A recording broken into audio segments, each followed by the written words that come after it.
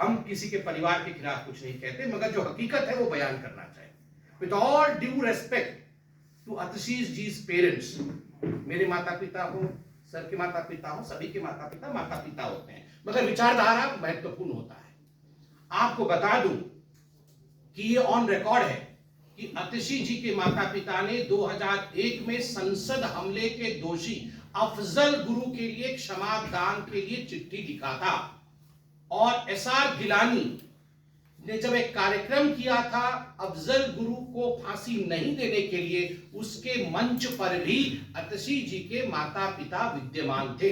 माता पिता को सम्मान देते हुए मैं कहना चाहता हूं, परिवार में ऐसी विचारधारा है जो अफजल गुरु जैसे आतंकवादी के लिए खड़े हैं।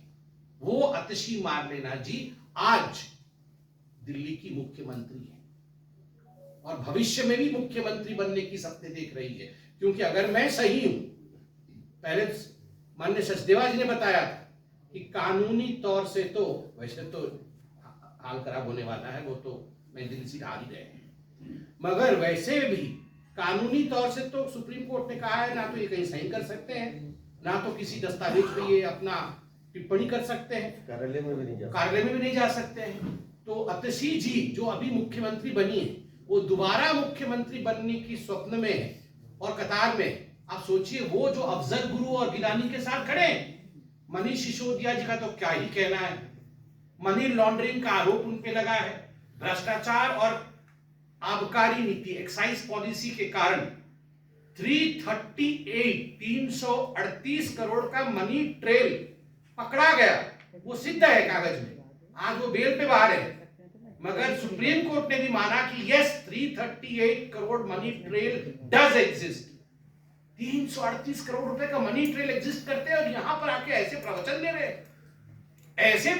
रहे हैं, जैसे वाह दूध के धुले हो। यहां दिल्ली में शिक्षा मंत्री थे तो 12,762 कमरे बनवाने थे।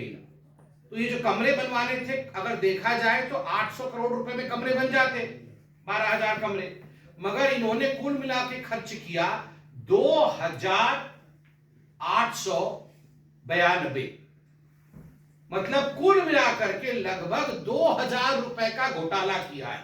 वो अभी केस चल रहा है, बेल पे बाहर है, और 3 आरोप इनके ऊपर और चल रहे हैं। बेल पे बाहर है मनीष सिसोदिया, संजय सिंह। सुल्तानपुर जिला के कोर्ट ने इनको दोषी करार दिया, 3 महीने के लिए जेल करार दिया और 1,000 रुपए का जुर्माना दिया। ऑन रिकॉर्ड है, आप उनके एफिडेविट में जाके देखिए। आबकारी नीति घोटाले में स्पेशल पर्पस व्हीकल, जिसको विशेष प्रयोजन वाहन अंग्रेजी में स्पेशल पर्पस व्हीकल बनाया, जिसके माध्यम से पैसे की लेन देन हुई। ईडी ने इनको गिरफ्तार किया था 4 अक्टूबर 2023 को, बेल पर बाहर हैं। और संजय सिंह जी वो व्यक्ति हैं जिन्होंने हमारे अग्निपथ योजना में एक फेक न्यूज फैलाई थी कि जाति पूछी जाती है। इंडियन आर्मी को तोड़ने की कोशिश भी संजय सिंह जी ने की, बेल पे बाहर। दुर्गेश पाठक, आबकारी नीति घोटाला, 2 बार पूछताछ हो चुका है। गोवा में जो चुनाव हुआ, पैसा दुर्गेश पाठक जी के माध्यम से गोवा पहुंचा, यह भी हो चुका है। राजेंद्र नगर में जो बेसमेंट में पानी भरने के कारण बच्चियों की मौत हुई, बच्चों के मौत हुए, उसके कारण भी हम सबको मालूम पड़ा कि डीसिल्टिंग जो कराना था ड्रेन का राजेंद्र नगर में, उस हॉस्टल के बाहर डीसिल्टिंग नहीं कराया था दुर्गेश पाठक में, उसमें भी भ्रष्टाचार की बू आती है। क्यों डीसिल्टिंग नहीं कराया था, क्यों बच्चियों को मरना पड़ा?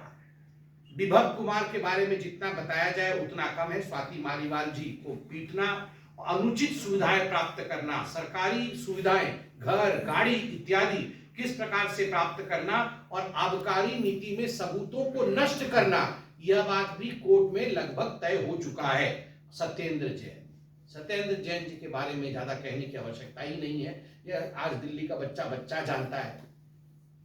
तो मसाज भी करवाते थे, वो मंगोड़े पकोड़े सब खाते थे जेल में, मगर मनी लॉन्ड्रिंग 4 फर्म है।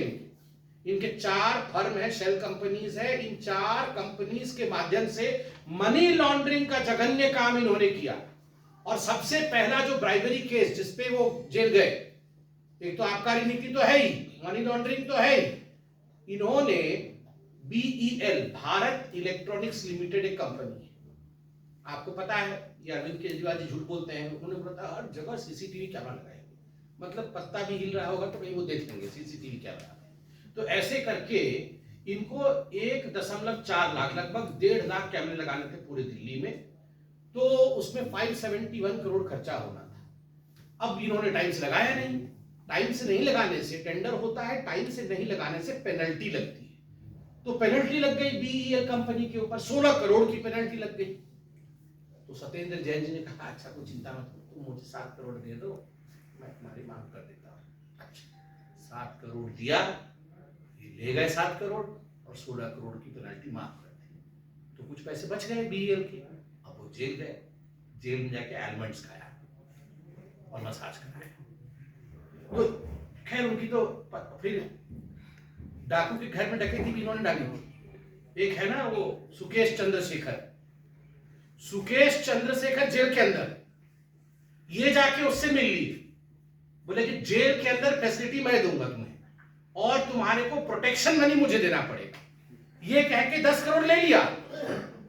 मतलब सोचिए, डाकू के घर में डकैती डाला, ये इतना बड़ा ठग है। जाके 10 करोड़ सुकेश से ले लिया और सुकेश जी ने एक चिट्ठी लिखी, वो जो ठग है उसने एक चिट्ठी लिखी, उस ठग ने चिट्ठी लिखी कि ये तो 10 करोड़ इसने लिया है, इससे पहले 50 करोड़ मैंने आम आदमी पार्टी को दिया है।